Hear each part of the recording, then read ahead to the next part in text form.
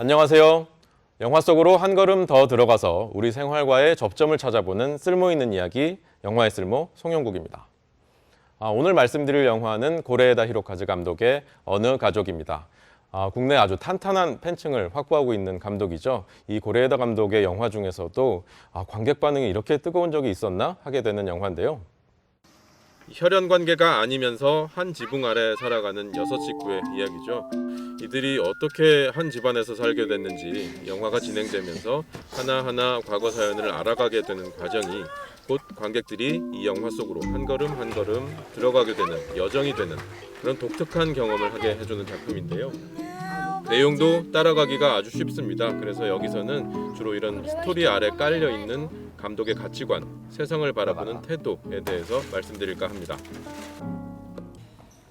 영화의 첫 장면인데요. 마트에 들어가서 물건을 고르는 척하다가 몰래 가방에 집어넣습니다. 일본에는 이런 행동을 가리키는 단어가 따로 있는데요. 영화 원제목이 만비키 가족이죠.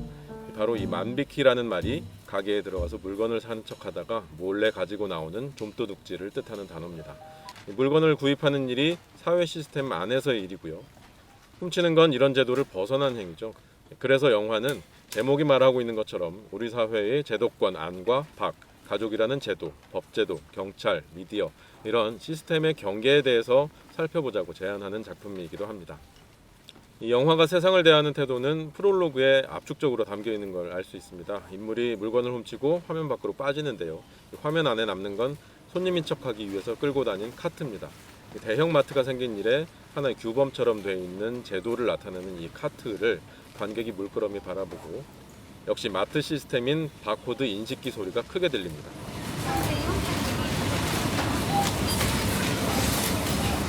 그러니까 이 프롤로그는 시스템 밖으로 스스로 나간 주인공하고 우리가 지금 머물고 있는 이 제도권, 그 경계에 대해서 한번 이야기해 보겠습니다 라고 감독이 손을 내밀면서 영화의 문을 여는 장면이라고 할 수 있겠습니다. 일본에서 아베 총리를 비롯해서 우익 정치인들이 이 작품이 세계 최고의 영화제라고 할 수 있는 칸 영화제에서 최고상인 황금종려상을 받았는데도 축전 한 통 보내지 않고 있다가 논란이 되기도 했죠. 뒤늦게 축전을 보내긴 했지만 감독은 거부했고요. 그간 고레에다 감독이 작품을 통해 보여준 이 같은 세계관의 차이하고 연관이 있을 것이라고 보이는 대목입니다. 우리 사회의 이면을 들여다보는 작품들 중에는 범죄나 일탈 행위를 소재로 다루는 경우가 많을 텐데요.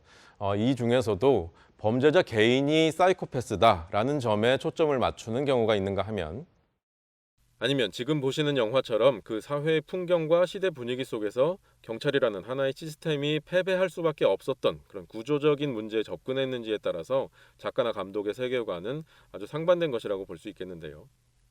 고레에다 감독은 이 영화를 만들 때 부모가 사망했는데도 이를 속이고 노인연금을 계속해서 부정수급한 어느 가족의 기사에서 이 이야기를 착안했다고 합니다.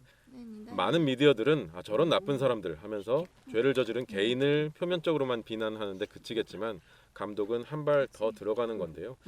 예를 들어서 숭례문이 불에 탔을 때 불을 지른 노인이 정말 몹쓸 사람이다 라는데 대다수의 언론이 집중하고 있을 때 몇몇 언론들은 조금 다른 모습을 보였는데요. 고레에다 감독도 이 노인이 경찰 조사에서 한 진술을 들었다면 토지 보상이라는 게 도대체 뭐길래 사람을 저렇게 비뚤어지게 만들었을까 고민해보고 개발 예정지에서 보상금을 놓고 주민들끼리 벌이는 웃지 못할 이야기를 각본으로 썼을 수도 있지 않을까 이런 생각이 들었습니다.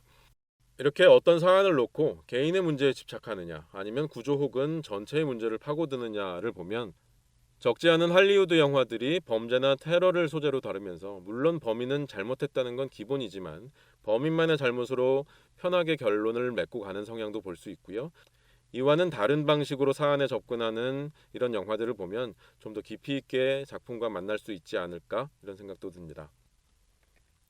주인공들은 혈연 관계가 아닌 가짜 가족에다가 가짜 손님이기도 하고 관청에 등록돼 있는 것과 달리 가짜 독거노인이고요.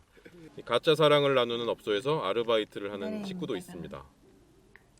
가짜 낚시 미끼, 가짜 손가락으로 하는 눈속임 마술 같은 것들이 영화에서 계속 등장하면서 영화는 진짜와 가짜 사이에서 끊임없이 질문을 던집니다. 영화에는 방송 뉴스나 취재진의 모습이 몇 차례 나오는데요. 이 매스미디어에 나오는 이야기들이 진실이 아니라는 건 영화를 보는 관객들이 알고 있습니다. 우리가 흔히 진짜다라고 여기는 것들이 사실은 사태의 실체하고는 거리가 멀 수도 있다는 걸 보여주면서 이 가짜 가족인 주인공들이 서로에 대해서 느끼는 감정이 오히려 더 진짜에 가까운 건 아닐까 이런 생각이 들게 만드는 영화이기도 합니다. 지금까지 영화 어느 가족을 출발시킨 세계관에 대해서 알아봤고요. 다음 편에서는 어느 가족의 화면 구성에 대해서 집중적으로 알아보겠습니다.